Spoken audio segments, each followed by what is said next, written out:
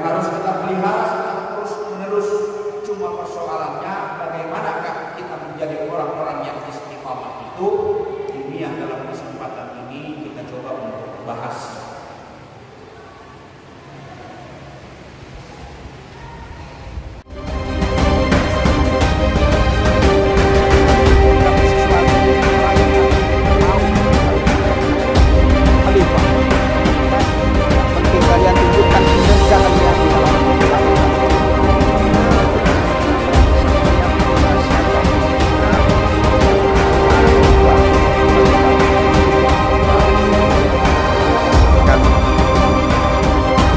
kepada Allah Subhanahu wa taala. Assalamualaikum warahmatullahi wabarakatuh. Alhamdulillah, wassalatu wassalamu ala rasulillah sayyidina Maulana Muhammad bin Abdillah wa la hawla wa la quwwata illa billah, amma ba'd. Ya ayyuhalladzina amanu taqullaha haqqa tuqatih wa la tamutunna illa wa antum muslimun. Diwafilah yang dirahmati Allah, jamaah sholat maghrib yang dimuliakan Allah Subhanahu wa taala. Tiada henti-hentinya kita selalu memanjatkan puji syukur hadirat ilahi Rabbi Allah Subhanahu wa taala. Sampai dengan detik ini Allah masih memberikan pilihan kepada kita untuk bisa hadir dalam majelis yang penuh barokah ini, sekaligus menunaikan kewajiban kita sebagai hamba yang beriman kepada Allah dan Rasul-Nya, yakni menunaikan sholat fardu maghrib yang baru selesai kita laksanakan. Salawat dan salam kepada Rasulullah mudah-mudahan selalu tersampaikan kepada junjungan kita Nabi Muhammad sallallahu alaihi wasallam. Berkat perjuangan beliau, pengorbanan beliau, mujahadah, kesungguhannya, sehingga Islam sampai kepada kita. Mudah-mudahan dengan keislaman yang kita yakini ini mampu menghantarkan diri kita sebagai hamba yang selalu berupaya taat kepadanya, dan mudah-mudahan kita menjadi hamba-hamba yang selalu istiqomah di jalannya. Amin ya rabbal alamin. Jamaah salat maghrib yang dimuliakan Allah Subhanahu wa taala.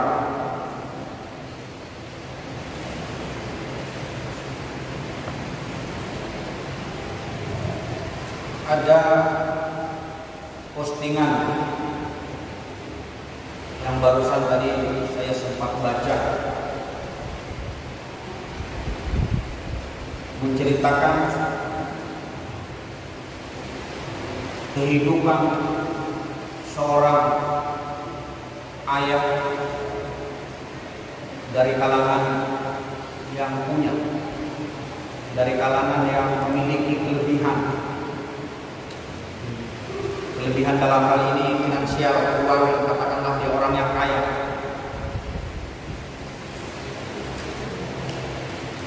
Suatu hari sang ayah mengajak anaknya untuk pergi ke suatu tempat. Niat hati sang ayah memberikan pelajaran kehidupan kepada sang anak yang boleh jadi selama kehidupannya serba glamor, serba wow, serba mewah, serba ada. Terpikir oleh sang ayah untuk membelajarkan kepada sang anak, lalu diajaklah sang anak ini pergi ke satu tempat. Pergilah mereka berdua ke suatu dusun. Di dusun itu dia menempati sebuah rumah yang ditempati keluarga miskin, keluarga yang pas-pasan, keluarga yang berkekurangan secara ekonomi, secara finansial. Satu hari dilewati, 2 hari dilewati, dan beberapa hari mereka menginap bermalam di sana, berinteraksi dengan keluarga miskin di dusun ini, lalu kemudian pulanglah mereka. Di tengah perjalanan sang ayah menanyakan, "Hai anakku, dari perjalanan kita enak atau gimana?" Sang anak menjawab, "Luar biasa perjalanan kita, memiliki makna yang sangat luar biasa. Ini pengalaman dalam hidup saya yang begitu berarti dalam memaknai perjalanan kehidupan." Sang anak menjawab, yang orang tuanya sang ayah yang terheran-heran dengan jawaban sang anak. Belum dijelaskan apa gerangan jawaban sang anak, tapi sang ayah sudah merasa takjub dengan jawaban sang anak. Pengalaman berharga buat saya, ayah, bahwa ternyata kehidupan kita yang selama ini glamor, kehidupan kita selama ini serba uang, kehidupan selama kita ini serba ada, kehidupan selama ini kita rasakan begitu nyaman, tapi begitu kita menghuni di keluarga yang miskin, lalu kita hidup sementara hanya 2 hari kita berada di lingkungan mereka, saya dapat merasakan betapa nikmat yang dirasakan oleh mereka sang miskin ini, keluarga miskin ini. Memangnya kenapa? Apa yang kau dapatkan dari perjalanan dan pengalaman kita selama di dusun dan bergabung dengan keluarga miskin? Apa kata sang anak? Satu persatu lah dia menjelaskan kepada sang ayah. Kalau kita di rumah punya 1 anjing, yang anjing itu menjaga pagar rumah kita, tapi mereka memiliki 4 anjing untuk berburu, menemani dalam kehidupannya, mencari nafkah keseharian. Dia punya 1, kita punya 1, dia punya 4, kata sang anak.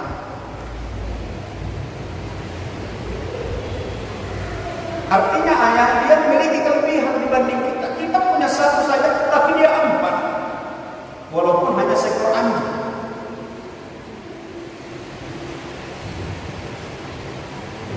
Lalu sang anak menjelaskan lagi, kita punya 1 kolam dan taman di halaman rumah kita, tapi mereka punya luas kolam, di kiri kanan ada sungai, di pematang sawah ada tempat mandi, bebas mereka untuk melakukan itu. Kita cuma 1, sementara mereka di mana-mana saja mereka bisa mandi, berenang, enjoy, enak, merasakan kenikmatan hidup. Kita cuma 1, ayah. Tambah kagum sang ayah mendengar jawaban sang anak yang bisa berkesimpulan seperti itu dari perjalanan dari dusun.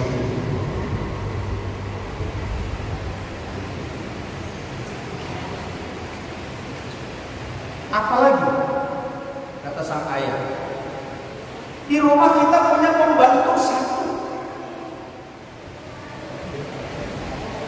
tapi mereka hampir seluruh tetangga, handai tolak yang berkeliling, itulah yang membantu mereka. Kehidupannya penuh dengan gotong royong, kehidupannya penuh dengan santun, penuh dengan hubungan keluarga. Kita 1 pembantu, mereka banyak yang melindungi.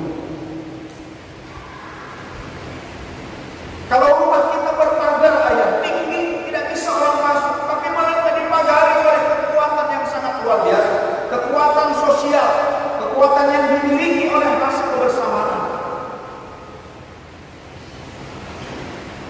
Maka kata sang anak, ini pengalaman yang sangat luar biasa. Ternyata kita terlalu miskin, tidak memiliki apapun ketimbang dibanding dengan mereka. Iya, segala fasilitas kita punya, tidur enak, ber-AC, rumah mungkin gedongan, perabot serba ada, mewah, tapi belum tentu menjadikan semua fasilitas itu menyebabkan kita bisa menikmati kehidupan ini.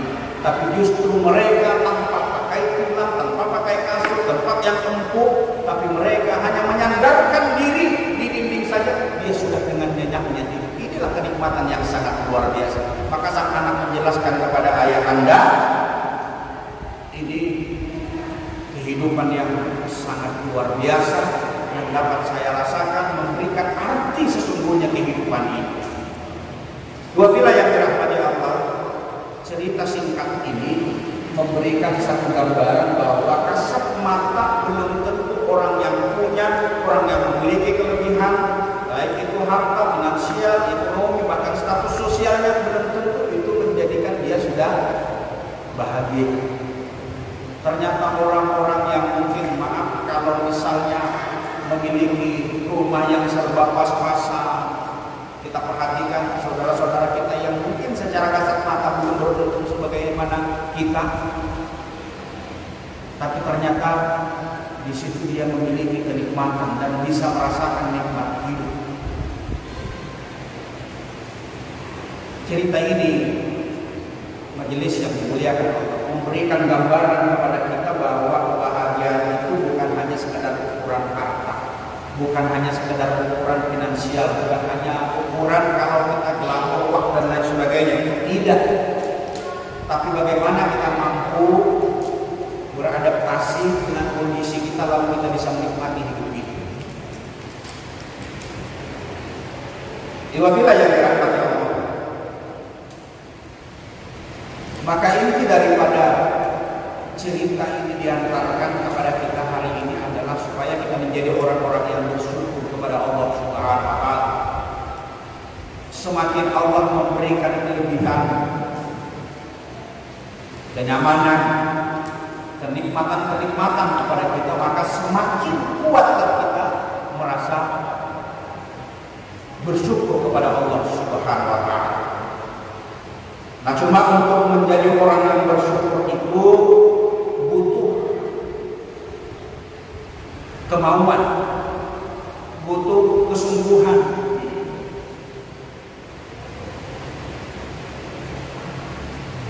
Tidak hanya sekedar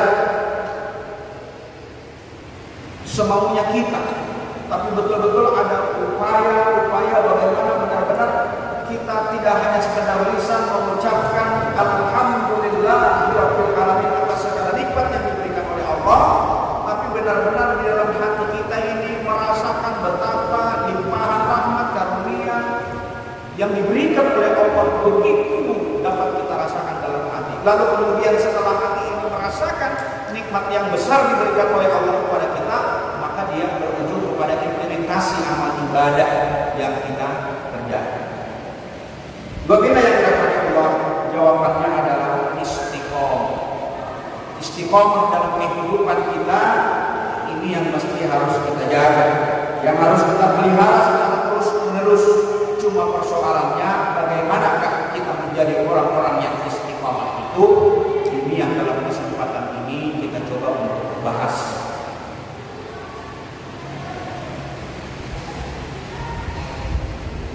Yang menyebabkan orang-orang itu istiqomah, yang menyebabkan seseorang itu tetap teguh pada pendiriannya, teguh pada keimanan dan ketakwaannya kepada Allah Subhanahu wa taala.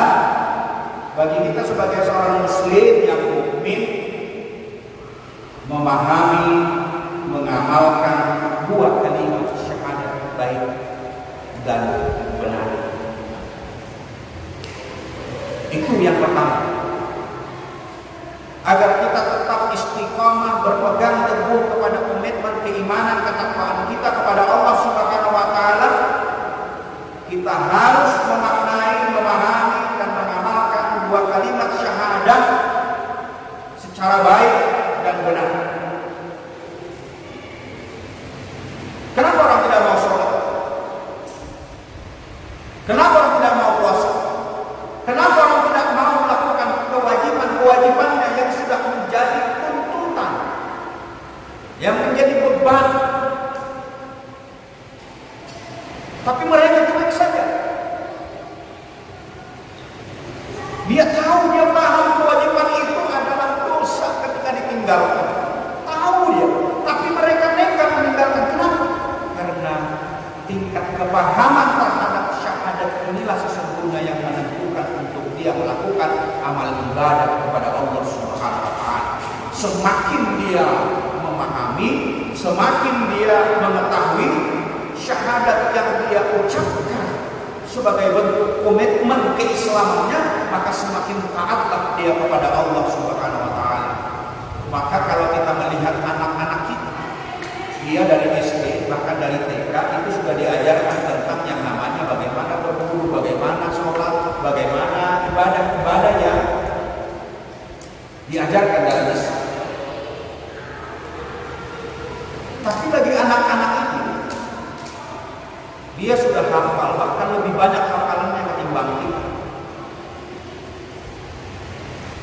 Tapi dia belum begitu taat kepada perintah.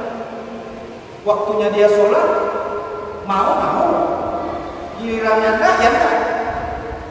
Padahal dia lebih hebat bacaannya ketimbang kita.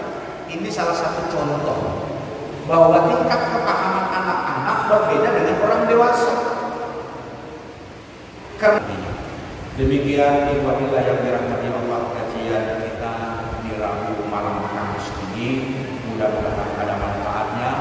Jika ada kekurangan itu datang dari saya, dan kebenaran adalah milik Allah Subhanahu wa taala.